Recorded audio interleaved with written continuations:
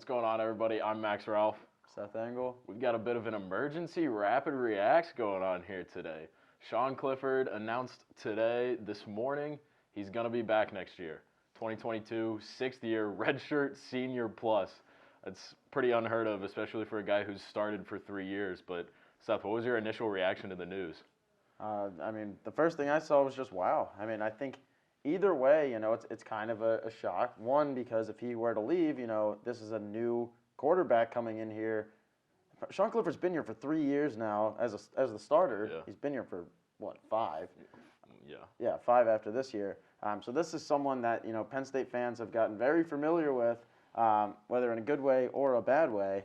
I think him coming back, James Franklin's trying to signal this new era, but in a way, you're still holding on to that old era. I have a lot of thoughts, surrounding his game and how it could benefit the team in the upcoming season. What do you think about the other quarterbacks in the room? Yeah, I'm on board with you there. Like, I think it would have been shocking if he left or if he stayed, But it's just, really interesting. Like I said, you don't see quarterbacks who stay for 6 years at a program. It's shocking. But other quarterbacks, that's what really kind of messes with me because, like you said, I've got plenty to say about what he did on the field. I loved his game this year. Honestly, I don't think if he didn't get hurt against Iowa, Penn State's probably at 9 or 10 wins, and it's off of the back of Sean Clifford. Mm-hmm. But as far as the other quarterbacks in the room, I kind of feel for Christian Veilleux after this because he earned a chance to compete for a starting spot with his performance against Rutgers. He went in there with little to no preparation, and he played lights out. And, he's coming into his second year in the program, and he earned a shot to fight for a spot in camp. But now you've got Sean Clifford coming back, and, this is kind of with the assumption that Taquan Roberson is transferring.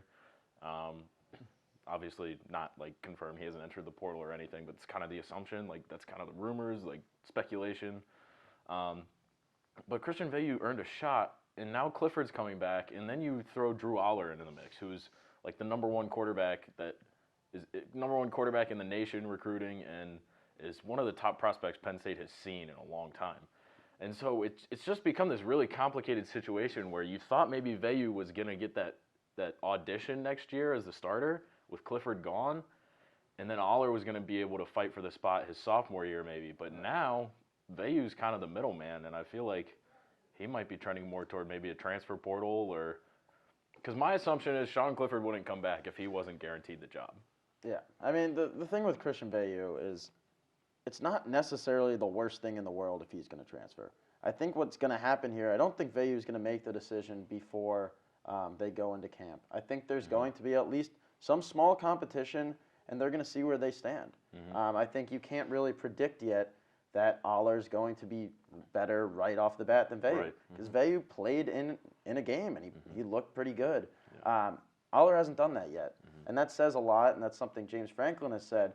Throughout deciding, the depth chart and where people land, it's kind of, what experience do they have? And at this point in time, Veilleux has a lot more experience than Drew Aller. He was an early enrollee last year too. He's been with the program for a long time, so I don't think you should rule him out yet. And I'm not worried at all about Aller. I think in the future, down the line, he's going to be handed the keys, at least, from his tape and, what you've seen from him and his metrics. Mm-hmm. Everything tells you that this kid is going to be pretty great at Penn State. He's not really even raw.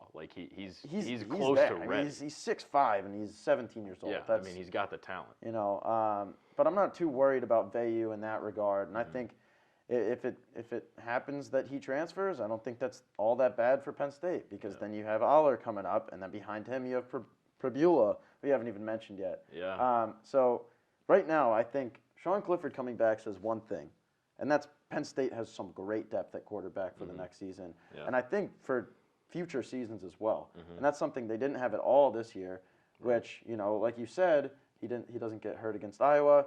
Season's very different. Mm-hmm. He gets hurt against Iowa, you have a good backup quarterback, season's also very different. Yeah, exactly. So that's kind of, where they stand for 2022. What else do you think there? Yeah, I agree with the Veilleux thing. You can redshirt Aller, but with a kid of that talent, right. I personally, I'm not James Franklin, but keeping a kid like that off the field for 2 seasons just seems really hard to do and really unlikely. And so that's where, Veilleux's probably going to still have the number 2 spot next year. Like you said, Taquan Roberson came into this year, had the number 2 spot, and a lot of it was based off of his experience rather than anything else. I mean, Veilleux has had the arm talent, he's there more than Roberson is, but Roberson had the experience. Veilleux's going to be the number 2 next year, and then it will be a competition between Veilleux and Aller during 2023.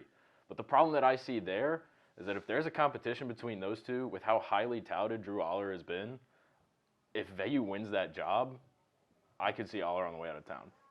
I don't know, man. I think when it comes down to it, it's you're thinking too far ahead. I don't think you can jump. It's all speculation. Yeah, of course, it's all of speculation. Course. I just don't think you can jump to 2023 yet. I think it's going to go day by day. I think Veilleux is going to weigh his options. I think Aller, Aller's much more highly touted than Veilleux is, and that's that's something. Veilleux also didn't play his senior season of high school football. Exactly.